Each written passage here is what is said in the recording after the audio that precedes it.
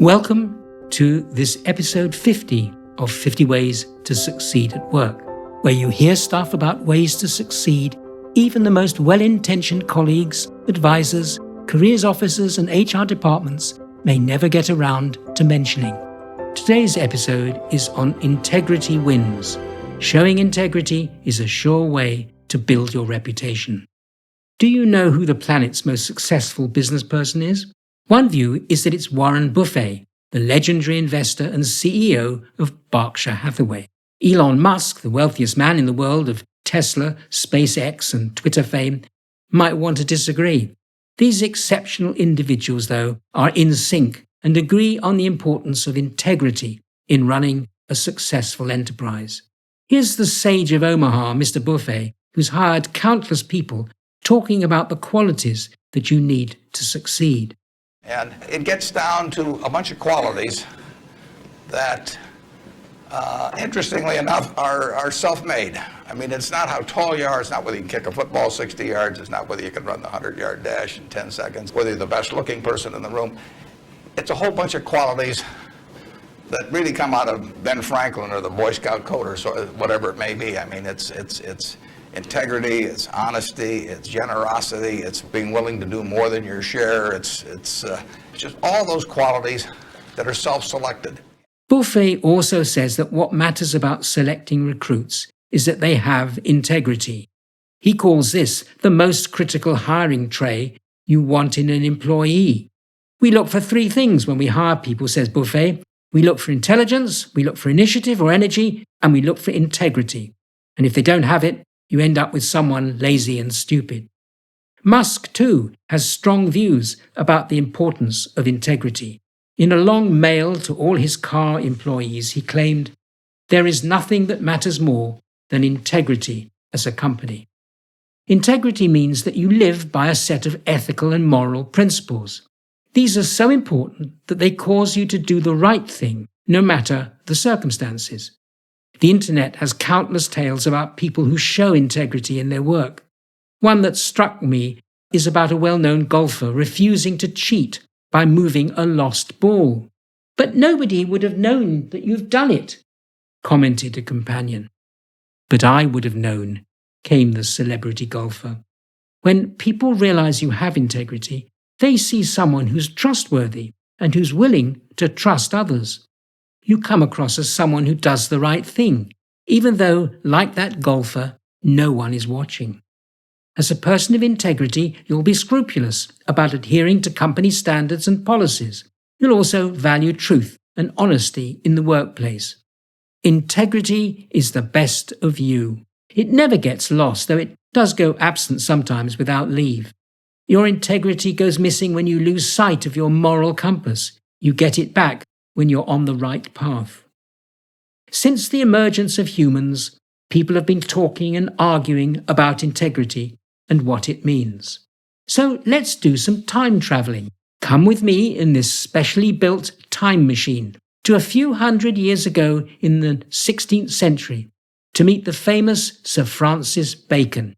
Are you ready?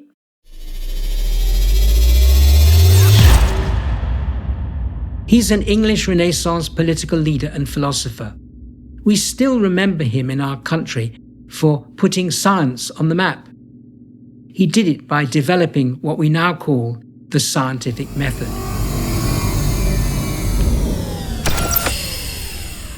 Hello, Sir Francis. We've come a long way to see you. Can you recall what you said and published about the issue of integrity? Of course, what I say is, it's not what we profess in public, but where we walk and what we practice in secret that gives us integrity.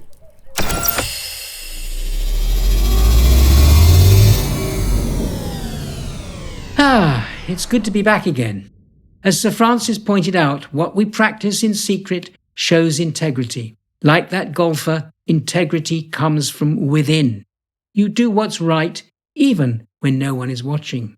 Luckily, we don't need a time machine to hear our next famous person talking about integrity. What does television producer, actor, author, and philanthropist Oprah Winfrey say about it? that living integrity means living in a way that honors your truest self. It's doing the thing that you know you're supposed to do. That's all very well, Opera, but life is becoming more challenging and stressful. If you're not careful, these inexorable, hard-to-dodge pressures may nevertheless cause difficulties that have never been expected. It can be challenging to manage something as slippery as integrity at work. It's one reason people may not talk much about integrity in even the best organizations. So, how do you make sense of integrity? What clues tell you that integrity matters around here? Also, what should you do if you believe something's going wrong and integrity is at risk, either yours or that of the organization? Well, the answer is values.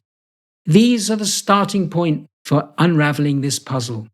These can include trust, honesty, fairness, doing your best, and supporting others. They also mean taking responsibility and being accountable for your actions. That includes respecting yourself and others. Most people you meet at work will be familiar with trust, honesty, and doing their best, so feel free to talk about them without feeling inhibited or worried that you're causing trouble. You know, if you can't talk about them, then integrity, yours and others, are at risk. This will not always be easy or comfortable if you speak about integrity at risk. Take whistleblowing to expose wrongdoing. That requires courage to speak up, since you could be risking your job, health, and peace of mind.